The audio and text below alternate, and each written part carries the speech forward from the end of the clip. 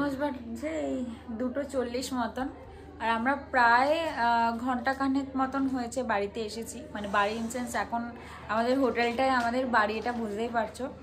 পুজো টুজো দিয়ে এসে তবে মারা সকালে আগে চলে গেছিলো, সেটা তো বললামই, আমরা পরে গেছিলাম, কিন্তু কোইন্সিডেন্টলি আমরাও ঢুকছি আর মাদের সাথেও আমাদের দেখা হয়েছে। মানে রুডি ফার্স্ট পাপানকে দেখেছে, দেখে হাত নেড়েছে, তারপর কাম্মাকে মোমো দেখেছে,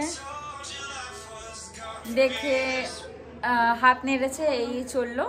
তারপর আমরা আগেই পুজো দিলাম, আমি রুডি জল ঢেলেছি একসাথে, পূজা আর আমার ভাই সায়ন একসাথে জল ঢেলেছে, আর মোমো আর আমার সোমনাথ ভাই এই দুজন একসাথে জল ঢেলেছে। কারণ আমি 3টেই নিয়েছিলাম, কারণ এতগুলো নিয়ে ক্যারি করাটা সম্ভব না। আর লিটারালি আজকে মারামারি করেছি আমরা, জানো। এক তো প্রথমে ভুলভাল লাইনে ঢুকে গেছি, মাঝখান দিয়ে ঢুকে গেছি, তারপর যা চলেছে আজকে, তারপরে তো মানে প্রায় 8 ঘন্টা আমরা 5টা কততে লাইনে দাঁড়িয়েছি, আমরা 1টা কততে লাইন দিয়ে বেরিয়েছি। মানে ততক্ষণ আমরা ভাবো মানে কি সিচুয়েশন। আর পাপার মামা আমরা পুরোই অন্য জায়গায় লাইন দিয়েছে, মানে আজকে আমাদের হালাত পুরো খারাপ। এখন আমরা যাচ্ছি লাঞ্চ করতে, আর দেখা যাক কি করি, তারপরে সেটা তো তোমাদেরকে দেখাবো। কিন্তু পুরো শেষ, পায়ের অবস্থা পুরো খারাপ। তবে একটা ভালো জিনিস যে এখানে জায়গাটা এত নোংরা, আমি ডিমো আর মোমো জুতো পরে গেছিলাম যে এখান থেকে হেঁটে যেতে পারবো না, আর ভাই রুডি আর সায়ন ওরা লাস্ট মোমেন্টে প্ল্যান চেঞ্জ করেছে যে জুতো পরে যাবে না। সব জায়গায় যেখানে জুতো রেখেছে, প্রচুর মানুষের জুতো রেখেছে দেখালামই, সেইখানটা আমরা জুতোটা রেখেই গেছি। দুটো মানে আমাদের 3 জনের জুতো 1 পাট আলাদা আর 1 পাট আলাদা করে। পুজো দিয়ে বেরিয়েই আমার ভাই আর মানে সোমনাথ আর পূজা দৌড়ে এসেছে জুতো খুঁজতে। আমার জুতোটা যেমন ছিল তেমন পাওয়া গেছে, পূজার জুতোটা যেমন ছিল তেমন পাওয়া গেছে, পূজা মামি দুজনের জুতো পরে গেছিলো তেমন পাওয়া গেছে, কিন্তু মার জুতোটা পাওয়া যাচ্ছিল না, মার জুতোটা মোমো পরে গেছিলো। এবার মার জুতোটা পাওয়া গেলে আমি আসলাম, আমি এসে হঠাৎ করে দেখি আমার চোখের সামনে জুতোটা। এবার বেসিক্যালি ওরা মার জুতোটা কেমন ছিল সেটাই ওরা জানতো না। যাই হোক, তারপর সব খুঁজে পাওয়া গেছে, এবার আমরা ঠিকঠাক পুজোও দিয়েছি, জুতোও পেয়েছি, সব নিয়ে তারপরে বাড়ি এসেছি। এখন একটু রেস্ট, তারপরে আমরা এখন যাব খেতে, মানে একটু রেস্ট নিলাম, এখন যাব খেতে। চলো কি খাওয়া হবে দেখা যাক, নিরামিষই হবে, দেখা যাক কি হবে। একটু বসলাম তো, একটু ভালো লাগছে, চল বেরোই। এই মোটামুটি আমরা রেডি। আমি সকালের ড্রেসটাকে একটু আর ছাড়াছাড়ি সিন নেই, আর একটু টাচ আপ দিয়ে নিলাম, কারণ রিলস বানানোর ব্যাপার আছে, ভিডিও শ্যুট করার ব্যাপার আছে, অনেক কিছু করার ব্যাপার আছে, তো একটু জাস্ট টাচ আপ দিয়ে নিলাম। আর ভাই পড়েছে পাঞ্জাবি, ভাই এদিকে এই দেখো, ভাই পড়েছে পাঞ্জাবি, কারণ আজকে এখানে চরম লেভেলের রিল শ্যুট হবে, আমরা ঠিক করেছি, জানি না কতটা কি এক্সিকিউট করতে পারবো, তবে ইচ্ছা আছে। চলো বেরোই, আর মোটামুটি সবাই রেডি, বেরোবো তো। আমাদের সব জায়গায় এরকম বড় বড় মিরর লাগানো, হ্যাঁ ভালো লাগছে শার্টটা, এটা ভালো লাগছে সত্যি সত্যি, হ্যান্ডসাম লাগছে, যদিও আপনিও হ্যান্ডসাম, হ্যাঁ সত্যি সত্যি, আর কি মারছে না। আর মোমো রেডি, আর একজনকে এখন মেকআপ করছে,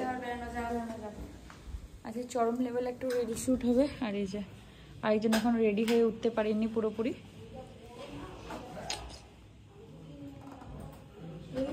কেমন যেন ক্যামেরাগুলো না, মানে এখানকার এই ব্যাপারটা কেমন যেন একটু অন্ধকার টাইপের, যার জন্য বেশি অন্ধকার প্রবলেম হচ্ছে। মানে লাইটটা ঠিক উল্টো দিকে, এইখানে থাকলে লাইটটা মুখের ওপর থাকতো, বা এই দিকটা হলেও হতো।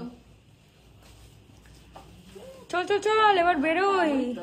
আর আরেকজন তো ঘুমাচ্ছে, এখন ঘুম থেকেও ওঠেনি, যাবে না? হ্যাঁ ডাকি একটু গিয়ে, চল তারপর বেরোই।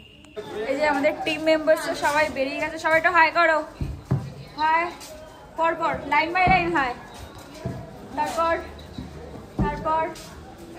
চলো আর একজন সামনে। চলো আমরা জাস্ট বেরোলাম। আমাকে তো দেখলেই কানেরটা একটু অন্য পড়েছিলাম, তারপর মোমো আর কাম্মা বললো যে না কানেরটা চেঞ্জ কর একটুখানি, তাহলে ভালো লাগবে। আমি তো আনিনি, মোমোর ছিল, মোমো এটা আমাকে দিয়ে দিল। আর ডিমো বুগারিটা পড়তে বলছিলাম, না ওটা পরবো না, কারণ ওটা আমার না ভয় লাগে, কেমন অদ্ভুত টাইপসের, তাই জন্য। চলো এখন আমরা খেতে যাচ্ছি, খেয়ে টেয়ে তারপরে যাব গঙ্গার ঘাটে। কি করতে যাবো জানি না, হ্যাঁ যাবো, রিলস ফিলস বানাবো, লঞ্চ ফঞ্চ চড়বো, অনেক কিছু দেখার আছে। চলো একটু ঘুরি আর কি। বেনারসে এসেছি, পুজো দিতে দিতেই তো আধা এনার্জি শেষ হয়ে গেছে, ওটাই আর কিছুই না। তারপর বাকি যা এনার্জি থাকবে সেটা রিলস বানাতে বানাতেই চলে যাবে। একটা খাওয়ার দোকানে গেলাম, খাবার পেলাম না, বলছে 1 ঘন্টা পর। এখন আমরা গঙ্গার ঘাটের দিকে আসলাম। আর কোথায়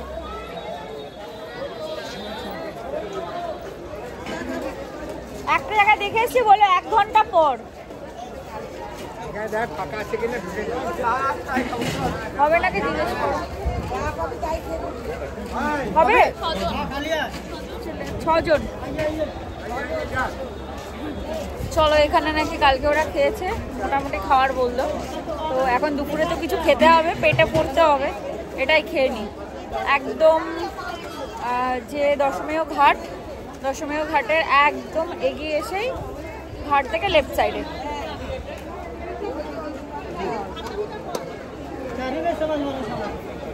চল,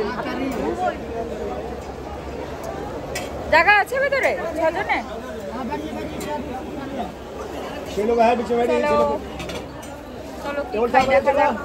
সারাদিন পর এটা আজকে আমাদের দুপুরের লাঞ্চ বলতে পারো। তবে কিচ্ছু খেতে পাচ্ছি না এখানে, কিন্তু চলাফেরা করতে হবে, ঘুরতে হবে, তো জোশ আনতে হবে নিজের শরীরে, তাই খেতে তো হবেই অগত্যা, কিছু করার নেই। আপাতত যাই থাকুক না কেন, ডাল আর ভাত দিয়েই আমার চলছে। এখানকার খাবার আমার মোটামুটি লাগলো। আর সত্যি কথা বলতে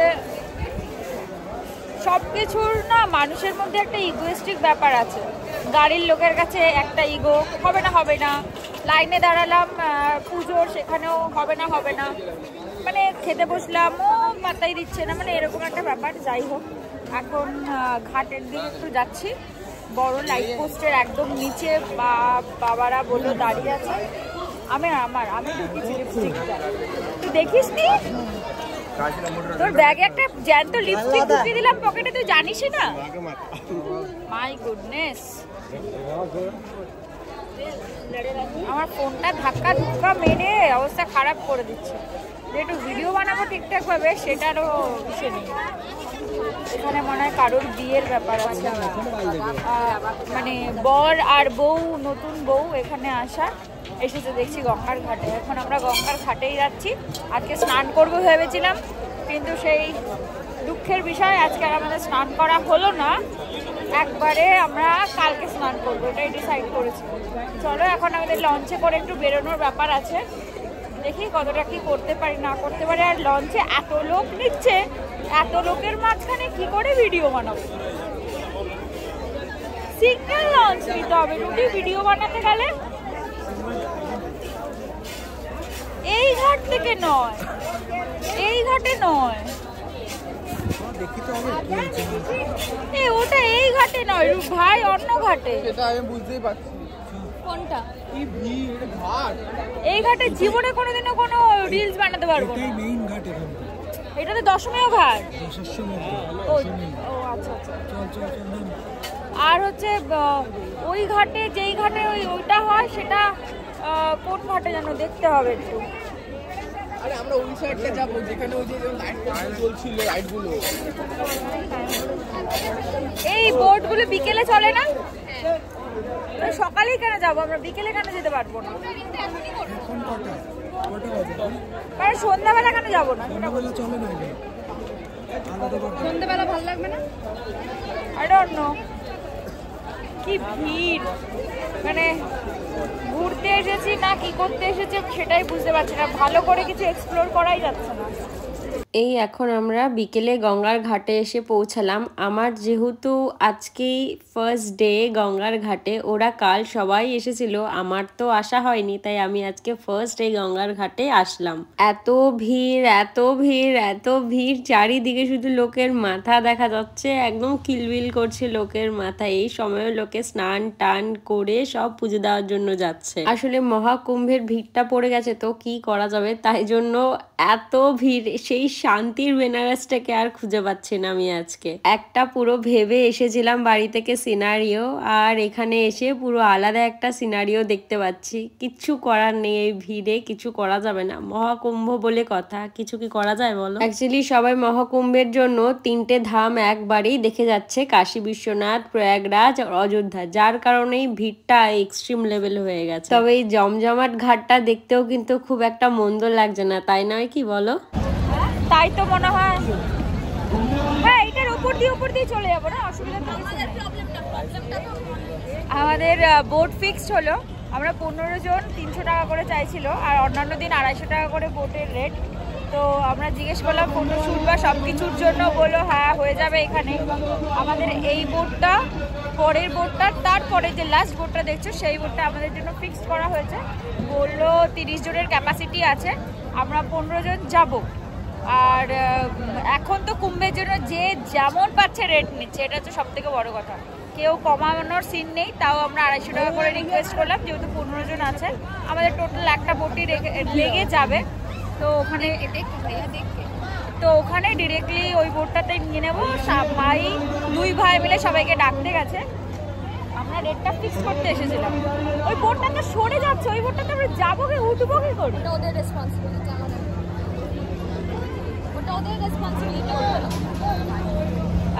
হরিশ্চন্দ্র ঘাট থেকে মণিকর্ণিকা ঘাট অবধি পুরো ঘোরাবে।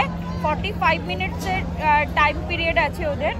আর সব থেকে বড় কথা হচ্ছে কোনো ঘাটেই দাঁড়াবে না, তবে মণিকর্ণিকা ঘাটে একটু দাঁড়ালে ভালো হতো। আমরা ওটাই ডিসাইড করেছিলাম। জায়গাটা পুরো ফ্লোট করছে জলের ওপর না, আর স্নান করছে, সেটা হচ্ছে লেন্সগুলো আছে মনে। আচ্ছা, জায়গা একদমই কম এখানে স্নান করার জন্য। না, আমার মনে হয় আমরা ওই ঘাটটায় চলে যাওয়াটা বেটার। ঘাটটা ঠিক আছে, কিন্তু আমরা মুন্সি ঘাটে যেখানে স্নান করেছিলাম ওটাও ঠিকঠাক ছিল। আচ্ছা, এই ঘাটে একটু বেশি, এই ঘাটটা একটু বেশি, মানে ক্রাউডই বেশি, এত এইখানে স্নান করা যাবে না। আর ওই যে বোটটা দেখতে পাচ্ছ, একটু দাঁড়ান, ওই যে বোটটা দেখতে পাচ্ছ, ওই বোটটার পার হেড রেট হচ্ছে 200 করে। ওই যে ওখানে ওপরে চেয়ার সিস্টেম করা আছে, আমি দেখাচ্ছি কেমন চলছে। ওই যে দেখতে পাচ্ছ চলছে, ওই রকম চলবে। তো আমাদের মনে হলো ওইটার থেকে আমাদের প্রাইভেট বোট নেওয়াটাই বেটার। তো আমরা ওইখান থেকে প্রাইভেট বোটই নিয়েছি। সবাই কতক্ষণে আসবে তার নেই ঠিক, তার জন্য ওয়েট করে আছে, এটা হচ্ছে সমস্যা। ওদের আবার বোট 4:30 থেকে 6টা অবধি চলে, 5টার পর আবার বোটের রেট বেড়ে যায়। তো সেজন্য ওরাও একটু তাড়াতাড়ি আসার জন্য তাড়া দিচ্ছে। তবে এইখানটা এত সুন্দর একটা হাওয়া দিচ্ছে, এই মানে গঙ্গার সামনে আসার এই একটা ভালো জিনিস কি, মানে মনটা ভালো হয়ে যায়। আর এত সুন্দর হাওয়া দিচ্ছে, মানে কি আর বলবো। চলো বোটে উঠি, দেন আবার কথা হচ্ছে। আমাদের মেনলি বিকেলের দিকে বোট রাইডের একটা উদ্দেশ্য হলো বিকেলে সূর্যাস্তটা গঙ্গার থেকে উপভোগ করা। এই পড়ন্ত বিকেলের বেনারসের গঙ্গার ঘাটের বিবরণ দেওয়াটা সত্যিই খুব অসম্ভব ব্যাপার, তাই নয় কি? এই ফ্রেমটার জন্য অনেক অপেক্ষা, অনেক রিলস, অনেক কিছু ঘাটাঘাটির পর অবশেষে সার্থক হলো আমার আর ভাইয়ের। বেনারস জায়গাটা আমার পছন্দের লিস্টের মধ্যে একটা। আমি এর আগেও এসেছি জানো তো একবার, তবে তখন অনেকটাই ছোট, অনেক কিছুই মনে নেই। আর তখন সোশ্যাল মিডিয়ার জামানাও তো ছিল না, তাই স্মৃতির পাথায় আবদ্ধ করে রাখতে পারেনি কিছুই। মহাদেব বোধ হয় আবার ডেকে পাঠিয়েছেন, তাই এবার তাকে দেখতে ছুটে আসতে পারলাম। এই পড়ন্ত বিকেলের মাঝ গঙ্গায় যে বর্ণনাহীন অনুভূতি, মহাদেব বোধ হয় নিজের সাক্ষী থেকে তা অনুভব করাচ্ছে। এতটা শান্তি বোধ হয় কাশীর গঙ্গায় না আসলে একদম অনুভব করা যায় না। কি যে এক অদ্ভুত শান্তি অনুভব করছি, চারিদিকে লোকে লোকারণ্য, তার মধ্যেও কোথাও যেন একটা শান্তির ছোঁয়া। আমার একটু অন্য ঘাটে গিয়ে কিছু রিলস বানানোর ইচ্ছা ছিল, তবে এত ভিড়ে না বোটের ওনাররাও পারমিশন দিচ্ছে না। এই সময়টা ওনাদেরও তো একটা বিজনেসের মৌকা মিলেছে নতুন করে বলতে পারো। চলো এবার আমরা সেই ঘাটের সামনে দিয়ে যাব, যার নাম হয়তো এখন জানে না এমন লোক খুঁজে পাওয়া খুব মুশকিল। এটা সেই ঘাট যেখানে মানুষের অহংকার, রাগ, ক্রোধ, ভেদাভেদ সবকিছু শেষ হয়। শুনেছি এই মণিকর্ণিকা ঘাটের চিতার আগুন কখনো নেবে না। কেমন সারি সারি দিয়ে কাঠ বোঝাই করে রাখা আছে, দেখো একটার পর একটা দেহ আসছে, তার অত্যন্ত যত্ন করে ভালোবেসে সাজিয়ে গুছিয়ে রাখা দেহটি জ্বলন্ত চিতার আগুনে পুড়ে ছারখার হয়ে যাচ্ছে। জানো তো, এমন মনে হচ্ছে এই তুচ্ছ মানব জীবনে আমরা কত কিছুই না করি, কিন্তু সবকিছু শেষ পরিণতিই জ্বলন্ত চিতা। হাজার হাজার মানুষের ভিড় আজ এই ঘাটে। নীরব দর্শকের মতন জ্বলন্ত চিতার আগুন দেখছি আর ভাবছি যে আমার শেষটাও এমনই হবে। এই ঘাটে গিয়ে কিছুক্ষণ বসবো এমনই ঠিক করেছি, তবে আমাদের সময়টা বড় সীমিত, তাই হয়তো এই ঘাটে পা রাখতে এবছর আর পারবো না। আমি ইউটিউব থেকে এই ঘাট সম্পর্কে অনেক কিছু জেনেছি, শুনেছি, যা গা শিউরে ওঠার উপশম, কিন্তু সামনে থেকে দেখে মনে হচ্ছে এর থেকে শান্তির জায়গা বোধহয় আর কিছুই নেই। চলো, আমাদের মোটামুটি সব ঘাট ঘোরা কমপ্লিট। তোমাদেরও একটু এই শান্তির ধাম থেকে ঘুরিয়ে নিয়ে আসলাম আমার সাথে সাথে। তবে একটাই দুঃখ, এত ভিড়ের মাঝে এবার আর গঙ্গা আরতিটা দেখার সৌভাগ্য হলো না। কাশী বিশ্বনাথ চাইলে আবার আসবো। মন ভালো করার ঠিকানা যে এখানে যে আসতেই হবে বারবার ঘুরে ঘুরে, কি করা যাবে বলো। তবে আজ এখান থেকে ভিডিওটা শেষ করলাম। তোমরা ভালো থেকো, সুস্থ থেকো, সাবধানে থেকো। আর পুরো ভিডিওটা ভালো লাগলে একটা লাইক করে দিও, কমেন্ট করে জানিও কেমন লাগলো, আর সাবস্ক্রাইব করে প্লিজ পাশে থেকো। কমেন্টে হর হর মহাদেব, হর হর গঙ্গে একটু বলে যেও প্লিজ। আজ বিদায় নি, তাহলে পরেরটার জন্য অপেক্ষায় থেকো।